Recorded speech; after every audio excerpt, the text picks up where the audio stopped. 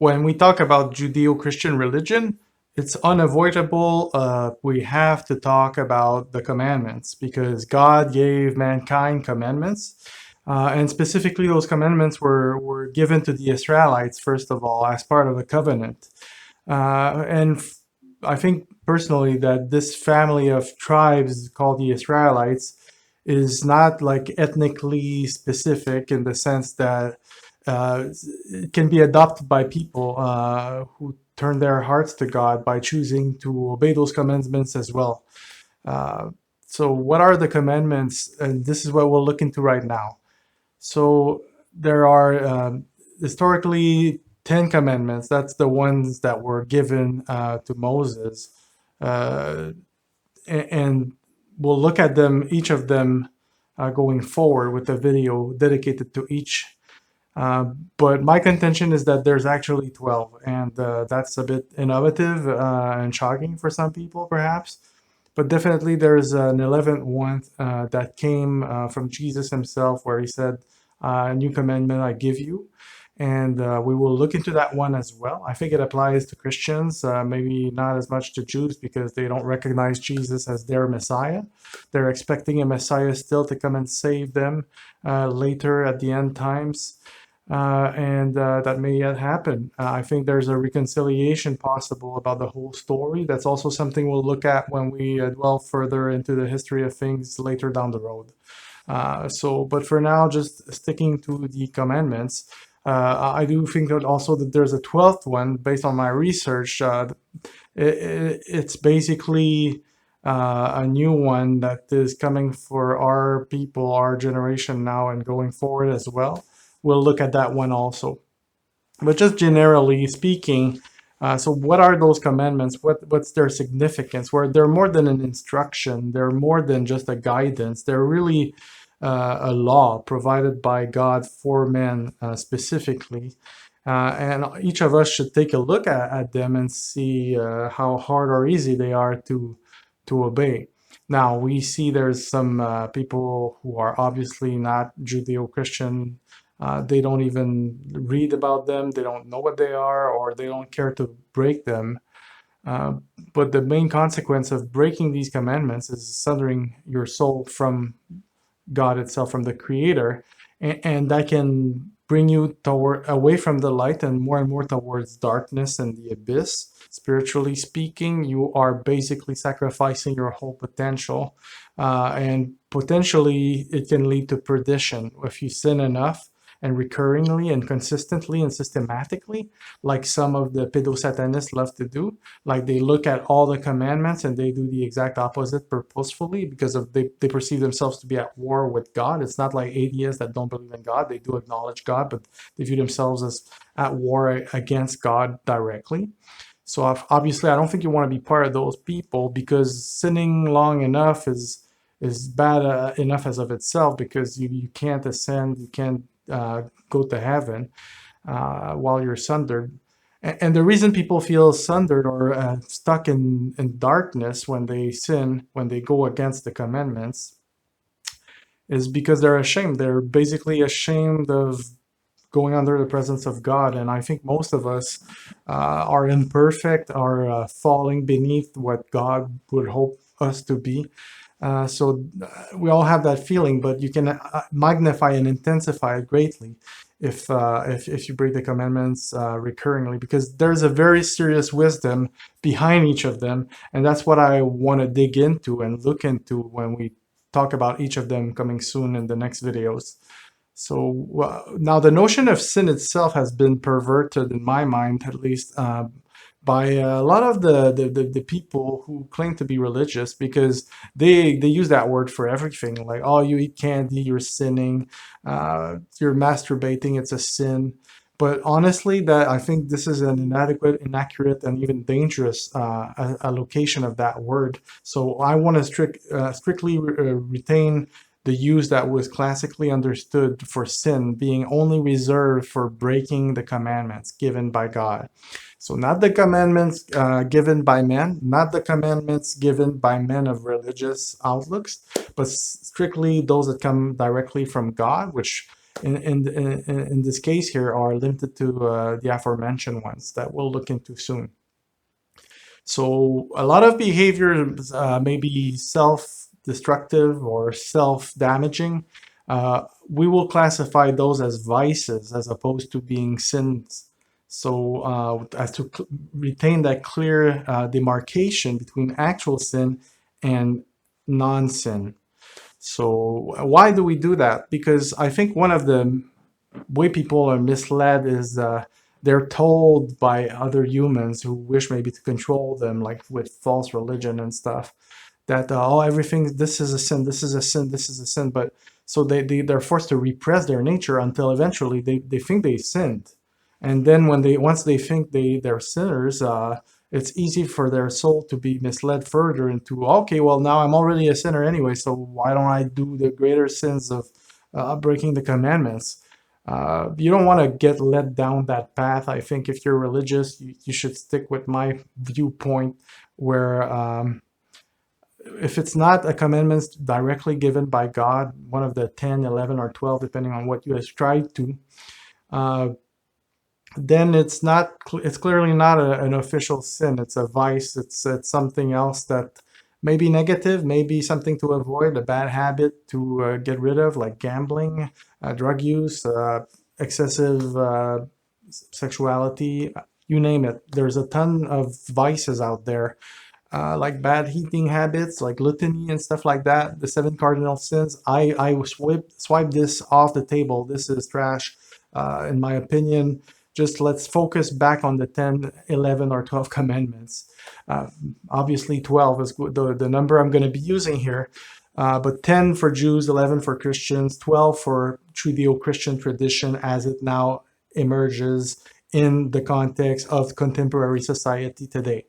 So, and I'll explain why the 12th one. It's not an invention from me. It's just based on independent observations that I think a lot of people could agree with once they become exposed to it later. So the question of commandments is that fundamentally they are embedded within them is that wisdom from God. And God has this omniscient power to kind of see everything and perceive the hearts of men directly, and women, obviously, because that's what God cares about. That's how God judges people, is with their heart. And what is the heart? It's the gate of the soul. It's the seat of everything: the body, the spirit, the immanence that people have, our souls, their sentient piece, the free will piece that has this ability to choose good or evil. So God thought useful and necessary to kind of put these markers that clearly delineate the no-go zones in terms of choices that we can make. And we still have the freedom to make those choices because free will. And obviously, God did not want to have robot friends. He wanted to have real people who were not compelled, forced to love him back or interact with him in a friendly manner. He wanted unique individuals that are interesting to meet and are free to be good or evil, just like him. So now mankind was led astray and then stopped obeying God, disobeyed God from the very start in Eden, and that led to the fall of mankind. Mankind fell into sin, became disconnected from God. There was a spiritual death that happened at that point, and a lot of suffering and violence entered the world, and the story of the generations of mankind was pretty bleak until the point where God decided to make a re-entry, a reconciliation to begin with Abraham, and then through his descendants, the 12 tribes, the Israelites, made a covenant, and those 10 commandments, which Moses brought down on the stone plates, which he ended up breaking because people were so rebellious and mischievous against the very notion of faithfulness, that he was infuriated by that and thought they were undeserving of even receiving those commandments. But in due time, they made their way, and now they are clearly defined, although between each of the various sub-traditions, like the Jews, the Catholics, the Protestants, the Orthodox Russians, I think everyone has slightly different ordering of the commandments, slightly different choices as to which part or what. So I'm gonna provide you guys and girls with my own reading of which ones are the valid ones. And again, I don't think it's a big showstopper because the spirit of the law is the same no matter which one you take. There's some variances here and there. The overall idea is still valid. Now, examples of sin. So, what if you do sin? What if you do break one of these commandments? Of course, we have examples in the Bible. The most poetic one is the one from David, the King David of the Israelites. He broke the commandments, even though he was like a most favored soul, a very friendly relationship with God, very blessed, very fortunate. He just decided to fail over time, and out of pure lust or this love, maybe he committed adultery, he committed murder, or at least incited murder, and he transgressed basically and fell out of grace massively. So the point of that story, which happened actually, so it's really that yes, we will take missteps, we will do these evil things that are totally disgusting to the eyes of God, and there's a way to walk back from it, walk out of it. That's been one of the big themes of the Walking Dead TV series. Fear the Walking Dead is touching on it as well, and I think this applies as well when we're considering transgression against God, when we're considering the sinful state of our actions going against the law for mankind established by God. The guidance that He wants us to adopt is for our own good. And I will prove this in the coming videos. Every single next video will be dedicated to a single of the commandment. And that way we'll have a clear picture of each of them. Now, one of the reproaches that a lot of non-believers or non-religious or pagan people have is they simply don't want to be exposed to these commandments because as long as you live in ignorance of them, then you can always have the shield of ignorance. You can say, "Oh, well, I didn't know this was against the rules because I didn't know the rules." I guess it takes a bit of courage to at least have the open-minded interest to look at them, to look into them. So thank you for watching my channel. Thank you for bearing with me as I go through them. I hope it's a refresher and a really eye-opening topic for new people who are not previously exposed to this. So that's the main idea when it comes to the commandments, is that, well, if you want to be on God's side, you should probably obey them. So that's something I advise everybody to do. As you'll see, they're not unreasonable in any way.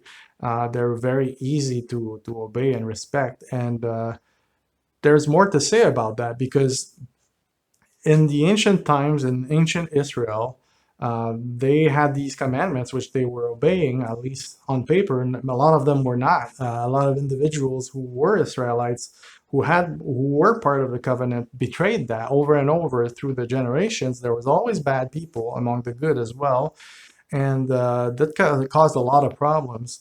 But also, even though the tribes themselves didn't mix at all with other tribes external to the covenant, um, they also sometimes accepted strangers or foreigners to come live in the land, and the condition for them to live in ancient Israel was for them to obey the commandments, even though they were not Israelite. They had to agree to obey the commandments, and a lot of them did. And the term used for them was Gentiles. So Gentiles in French, the term gentil, it means gentle and it means a nice person. And indeed, if you start obeying the commandments, you will be a nice person. You will become exactly, I think you can see it, the root of gentleman comes from really being obedient to the commandments of God. And so, gentlemen, gentlewomen, I advise you all to become like that. There's tons of videos on YouTube saying how to act like a gentleman, how to act like a gentlewoman. These are missing the point. They're just trying to emulate the symptoms of being a good person. But if you want to really be a gentleman or a gentlewoman, then the path for that is single. it's straightforward, and it is to obey the commandments of God. That way, you will become a gentle person. You can trust me about that, and you will be worthy of associating with other good people. That's how we should be able to recognize one another and help each other. Now, we've talked about almost everything there is to say about the commandments, but I would add another last element to that is in the Jewish tradition, they have these 613 rules that they need to obey as Jews, like 613, 6 plus 1 plus 3, 10. It's some kind of numerological trick to say it harkens back to the Ten Commandments. To me, it seems like obfuscation from the very simple truth of the Ten Commandments. And I would say if you're a Jew, then yeah, of course, I did go through the 613 and they're easy. I mean, if you're good natured and reasonable, they're easy to obey and respect, but they're still taking your mind away from just the simplicity of the Ten Commandments. Just let's go back to the commandments and stick to that. And that's my advice for Jews. And the same goes for Christians. If you look at most mainstream Christian denominations, be they Catholic, Anglican, or some of the other big ones, evangelical, um, most of them say, oh, well, you don't need to focus on the commandments anymore because Jesus' grace, the spirit of salvation came on us, so these are no longer valid. We don't need them. We can intuit them without having to focus on them. Again, to me, this sounds like dislodging of the priority of the commandments. I'm not saying that there isn't a spirit of grace and a spiritual understanding and a spiritual uh, intuition that people have from being exposed to the message of Jesus, which brought like the rock of the law into a living form of flesh, where we are now the advocates, the living advocates of that spirit, which was written in stone originally in the times of the ancient Israel. So I'm just saying there's this notion of the traditions of men, and the traditions of men's they kind of step in at some point. Originally, they're there to help people be religious, be devout, be focused on God, but quickly they become like too much. Like they become like a focus on ritual and dress codes, and they're really taking your attention away from the simple truth, which is you don't have to be like a heavy duty practitioner like a lot of the things Catholics and Orthodox Jewish denominations will have. I think God cares less about that stuff, way less than we like to think, and way more about are you just obeying, respecting my commandments? 10, 11, or 12? I say 12. So are you respecting the 12 commandments that come from God, that come for us from God?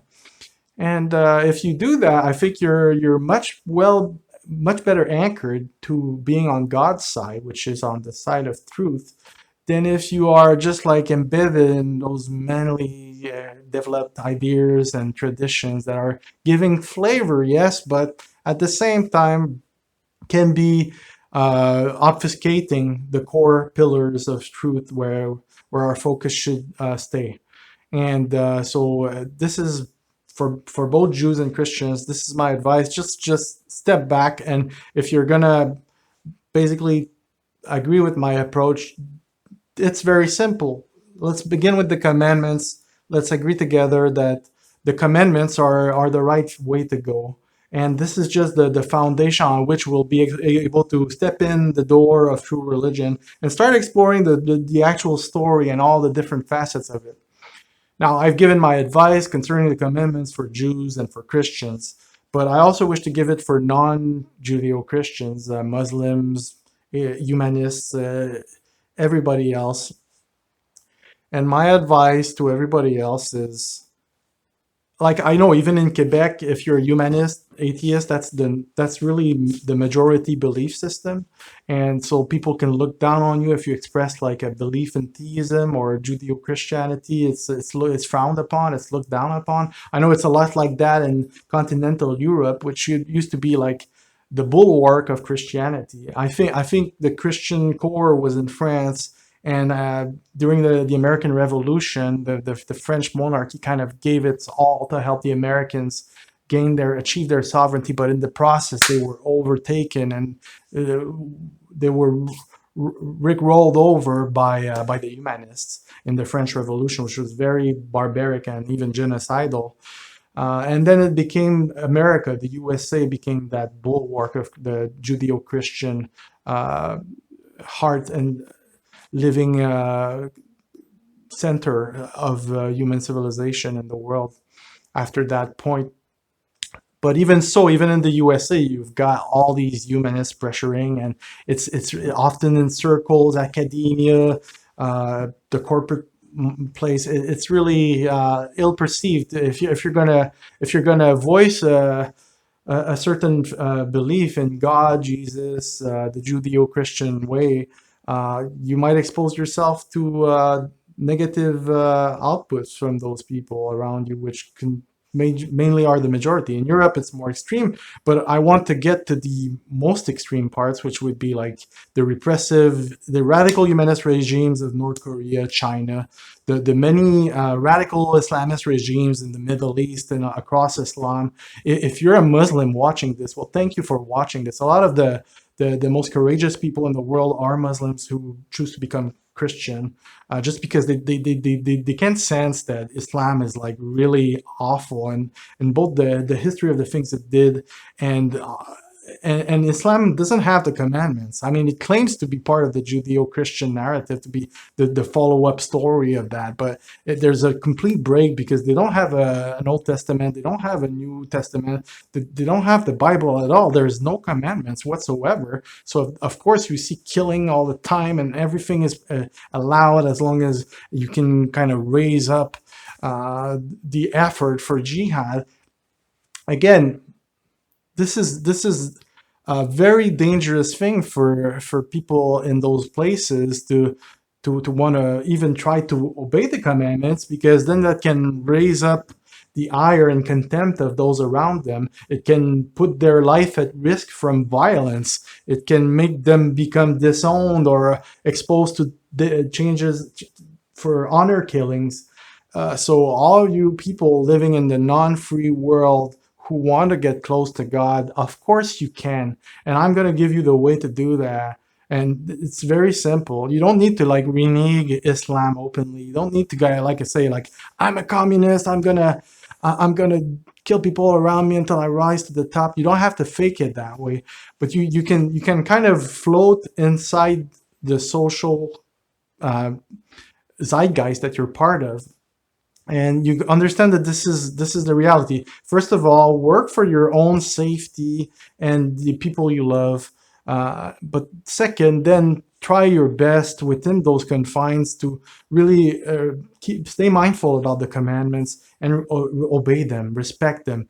Think about God, he's looking at you. You can look back and you'll feel that connection. You'll see yourself change, and maybe at some point you can navigate and find your way to just leave this environment and go in an environment like that's more free, like in the West, where you can join us and be free with us here with that kind of right mindset to be a gentleman, a gentlewoman, a good person, a good human.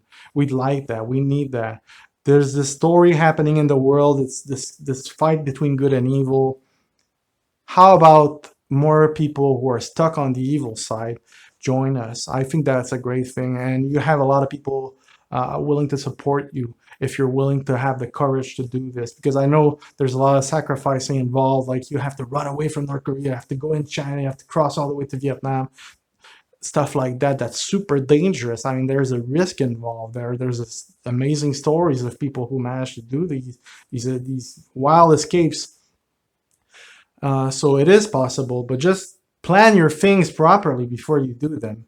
And even if you can't leave, if you're stuck there in that world of ache, suffering, and ignorance, arrogance, violence, hatred, distance yourself. You have the freedom of your mind. Inside your mind, you can start to be aligned with God simply by obeying the commandments. And let's go look at the commandments now. I think I've set the stage well enough about the role of the commandments, how they're fundamental to God's relationship with mankind, and especially from human individuals like myself, you, and everybody else who's going to watch this. This is how we basically approach God. This is the doorstep. This is the step on which we get in front of the door, and then after that we can walk into that door, and it's a super interesting journey. I hope you'll stick around for that, even though my stance may be imperfect. I'm just learning to do the YouTube stuff. For me, it's new. I think I'll get better just by doing it, but my focus is delivering content to you people, and I hope you appreciate that, and I will keep improving. I'm open to feedback, constructive feedback, criticism, critiques. Bring it on. I welcome that. So thank you, and we'll see each other again for the next video, which will be the first commandment. Thank you. Bye.